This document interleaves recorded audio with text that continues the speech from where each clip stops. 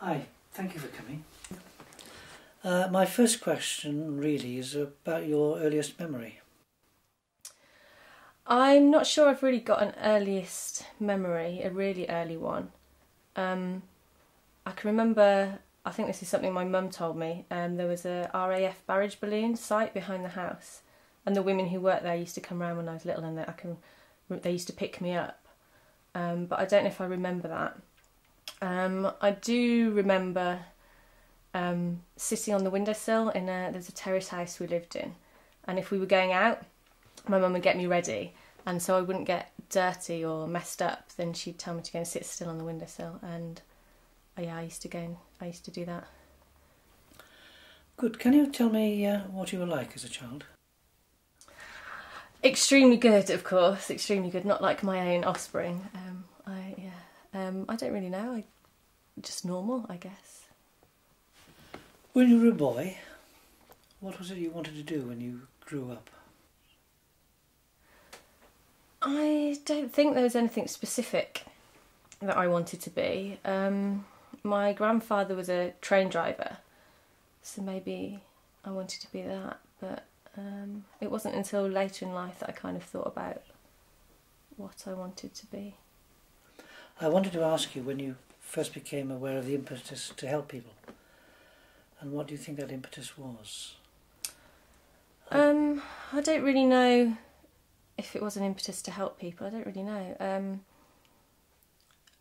When I came out of when I was in the RAF, I befriended a guy who was a probation officer, and I just shadowed him on his job, and I went to Witney Magistrates Court a couple of times, so I had a kind of an idea of what it was, and it looked like a good job, secure, interesting, and it was nice to it was good to kind of do something good, helping people, yeah.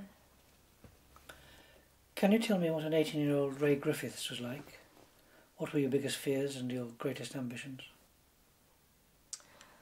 I don't really know if I had any great ambitions.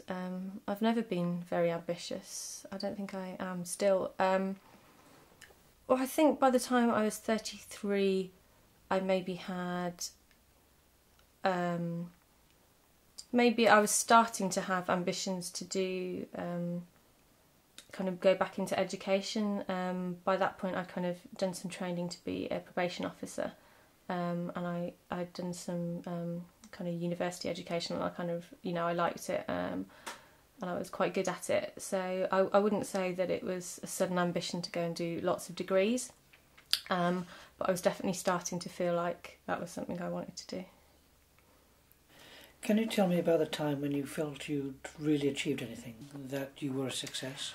Yes, I think when I qualified as a social worker, that's kind of when I really felt like I'd taken advantage of the education I'd had at grammar school that I hadn't when I was in the RAF. So yeah, that was a big success for me. And have you ever felt you failed? Yes, every time I look at my children and wonder why they're not keeping me and I'm still keeping them. But seriously, that's not really, that's failure with a small f. Did you always know that you wanted to have children? I guess it was just a natural expectation that, that's how it was going to be. What, if any, hopes or ambitions did you have, or do you have, for your children? I've never really kind of forced my own ambitions on them, really. I just, I want them to be happy and I want them to be secure. Right, I'd like to bring the discussion out more and round to contemporary art. What was the last exhibition you went to see, and what did you think? The last exhibition I went to see would have been Hereford Photography Festival. And I like it. Your photographs, you kind of know what you're looking at. There's no kind of interpretation needed. You can look at it and you can like it. It can kind of please you or kind of disturb you, but you kind of know what it is you're looking at. So yeah, that was good. And finally, can I ask you about my artistic practice my video work 2 into 1, I was very anxious about you seeing it. Can you tell me what you thought when you watched it? Well, I was surprised, really, was my initial reaction, because I didn't know. I just thought it was you interviewing George. I didn't know that I came into it at all. And then I think I felt quite upset because I hadn't realised the impact that I'd had on other people, that my having a stroke had had on kind of the people around me. So yeah, that made me feel quite upset. But as a piece of video art, what did you think about it? Pass. I don't know how that is art. Well, that's it. Thank you. Thank you for coming. Cheers.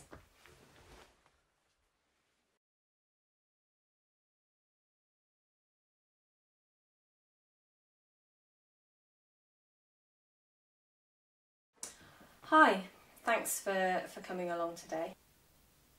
So I wanted to ask you, when did you first become aware of this impetus to be an artist, and what do you think that impetus was?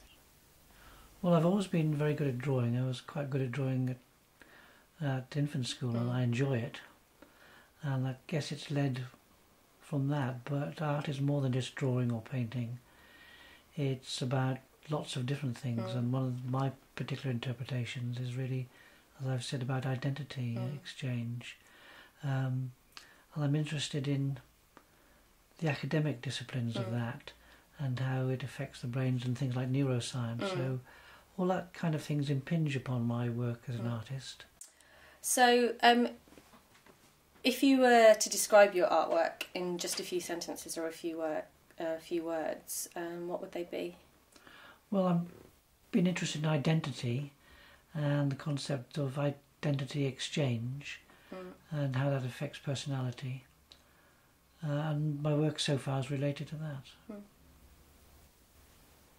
Cool, yeah. I've seen the 2 into 1 video that you made.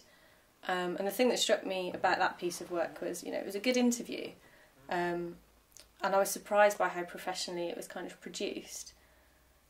But how is it art? Well, art can draw on a lot of things, not just visual representation.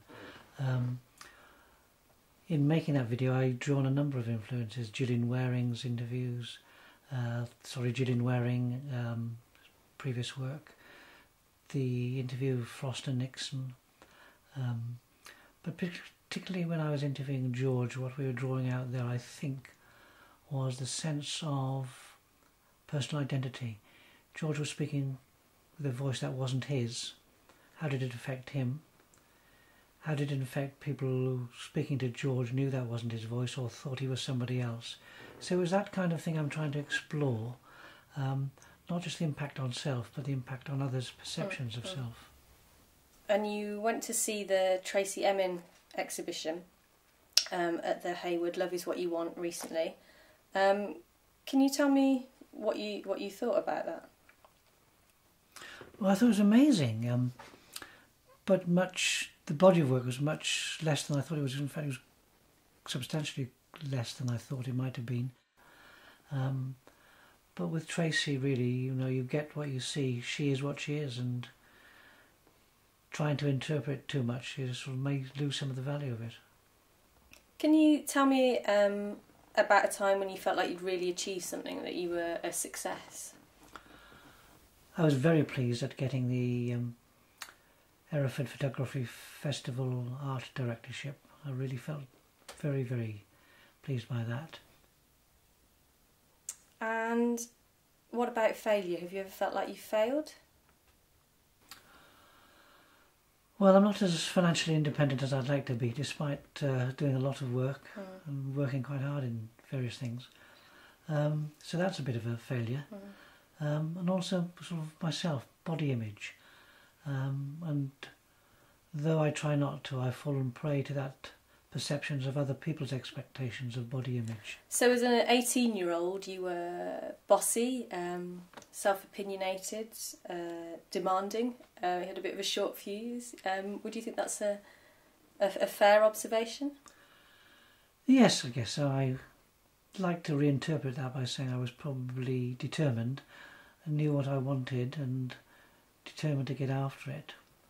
But I guess a lot of those things are really being a teenager, and that's part of teenage identity. And how would you describe yourself at 18? As you said, I was probably bossy, short-fused. But again, I was probably not quite as self-assured as I like to think that I was.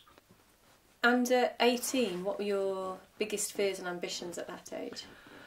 Well, I was determined to be an artist, and a famous artist, so I guess I was frightened of not actually not making the grade, not being recognised for the work. Not just the fame, but really being respected by my peers for the work I was doing or wanted to do. And do you think they've changed? Do you think you've got the same fears and ambitions now as at 18? How have they changed? Well, I think they've probably developed in the sense that I'm on the road to doing some of the stuff I want to do. How far I'm along that road, I'm not sure. But they've also progressed in the sense that I hadn't realised the enjoyment and the pleasures from being a curator, and I've curated several works and I found that very satisfying. So that was a new string to the bow, as it were. And my final question really is, are you happy? Generally, yes. Difficult question, however. It's not something that comes naturally without some effort. But generally, yes.